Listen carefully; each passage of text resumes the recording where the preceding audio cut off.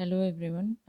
In today's lecture, we are going to see about propagation of variance, or it is also called propagation of errors. So in the last class, I explained to you about error, relative and absolute error. So for example, this is an absolute error. So if you measure something as 10 kg, and if you have an uncertainty or an error in measurement which is of the same unit, it is called absolute error. So let's suppose now we have a function f, which is a function of three different random variables x, y, and z, and also suppose that all of these variables are independent random variables, and let's assume that they have non-zero mean. So if I write these variables x, y, and z, this is their mean, and I can represent their variances as so. So now there is an equation called propagation of variance equation. So like for in this example, suppose you have mass and then you have velocity. So you can sum the masses, and or you can multiply. Let's say you want to find momentum, so you can multiply mass into velocity. But what about their uncertainties? How do you add them, or do you multiply them together? We don't know, right? So just like that, in this case also, um, uh, this variance are also is also a measure of what is this deviation from the mean value. So that is variance. So propagation of variance, how does this variance equation, how do you find out in case of different variables, in case it is a function of different variables? So that is given by this equation: sigma square f is equal to dou f by dou x whole square sigma x square plus dou f by dou y sigma square y, and dou f by dou z whole square sigma square z. And the standard deviation is, of course, as you know, square root of sigma square f, that is sigma f. So this variance equation is used in many many instances. So especially in electronics, where there is to calculate the mismatch and offset in certain circuits, we use this equation. Mm. So in the examples you can see that. And also to find out uncertainty in error in a measurement, this is used. So this is actually an approximation of variance, it is not the accurate value. So for more accurate value results, we have to use something called as a Monte Carlo simulations. Okay, so now some definitions which you already know. So the mean, or in case of continuous variables, expectation value of x is given by minus infinity to plus infinity x into p of x, the probability of finding x into dx.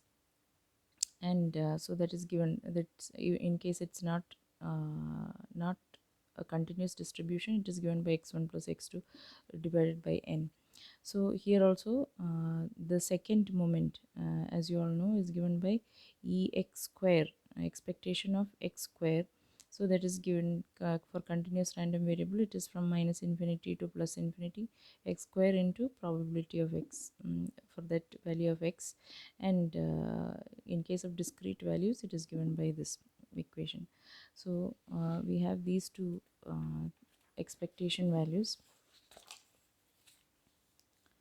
And now yeah, so now the variance or second central moment, the variance equation, you already know, we've done it.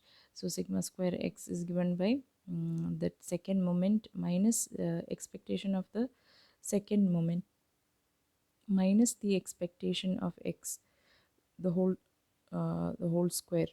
Okay, so ex expectation of x square minus mu square x. So ex expectation of x is given by mu, and then whole square. So this is given by minus infinity to plus infinity, x minus mu x whole square into probability x dx. Fine. Now standard deviation sigma x is equal to square root of variance of x. So this characterizes the spread of the distribution around its mean. Fine. So now we defined, we know this formula for variance, and you also know already absolute and relative error, which I've explained in the last class. So absolute error, it has the same units. Relative error is just in terms of in percentages, or error in terms of percentages. So now let's say if we have sum of two independent variables, x3 is equal to x2 plus a sum of two independent variables, x3 is equal to x2 plus x1. So it can be a sum of voltages, or it can be a sum of current, but it cannot be, you cannot add voltage and current together. So, and let's say we have the mean of x1 is mu x1, and the variance is given by sigma square x1, and for x2 mean is mu x2, and the variance is given by sigma square x2. Now we can add the mean and find out directly. We can add both means, mu x1 plus the third one is equal to mu x3 is equal to mu x1 plus mu x2.